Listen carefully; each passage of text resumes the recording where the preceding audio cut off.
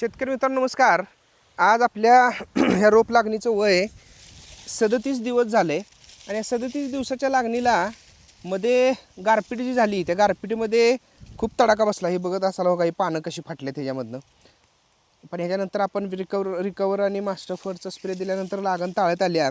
आता ही लागणीचं तुम्ही फुटव्याची परिस्थिती बघितली तर अशी ह्याला जवळपास 5-6 फुटवे आहेत. 2, 3, 4, 5, 6 आणि इकडे एक आलाय 7. जेटा धरला तर 8. म्हणजे आपल्या लागणीला आत्ता 7-8 फुटवे आहेत असं म्हणायला काही हरकत नाही. अशी परिस्थिती सध्या लागणीची आहे. आता ह्या परिस्थितीमध्ये मधला जो भोंडा तुम्ही बघताय तर त्या मधल्या भोंड्याची परिस्थिती सध्या काय आहे बघा. हा भोंडा जो आहे हा भोंडा कडक झाला आहे एकदम. ह्याच्यामध्ये जमिनीमध्ये हवा खिळती राहत नाही. कडक कशाने झाला आहे? पावसाचा धबडका चांगला बसला ह्याला आणि त्याच्यामुळं जास्त कडक झालं हे बघितलं तर. आता आपण काय करलो आहे, हा भोंडा फोडून घेण्याचं काम करायलो आहे.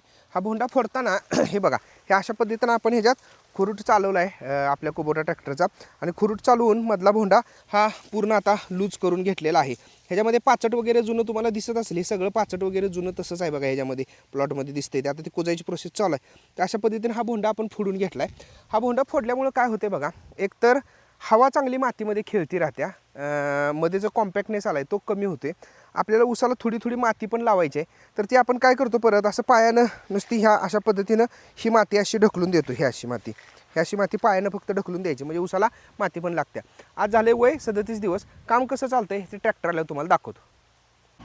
ट्रॅक्टर आता मागणं यायला लागला आहे. आपण एक कशा पद्धतीनं हा भोंडा फुटतोय मी ते तुम्हाला दाखवतो. आता शिव जो कॉम्पॅक्टनेस कमी करायचा असेल तर बैलाच्या साहाय्यानं पण हा भोंडा तुम्ही फोडून घेऊ शकता किंवा ट्रॅक्टरनं पण फोडून घेऊ शकताय. ट्रॅक्टरला मागं आता एक खुरट्यासारखं आपण अवजार जोडले. हे बघा, पूर्णपणे हा भोंडा फोडला जातोय. माती किती सुळसुळीत होते बघा त्याच्यामुळं. शेणं हवा खेळती राहायला मदत होणार आहे आणि त्याचसोबत मुळांच्या वाढीला पण ही परिस्थिती चांगली तयार होत्या. भोंड्यामध्ये मुळं लवकर जातात.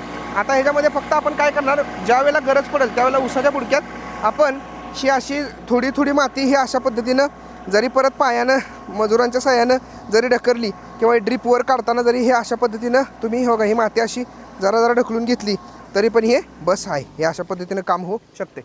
आपण या ऊस शेती अशा पद्धतीनं असेल तर जरूर या पद्धतीने करण्याचा प्रयत्न करा. ह्याचा फायदा तुम्हाला जाणवेल.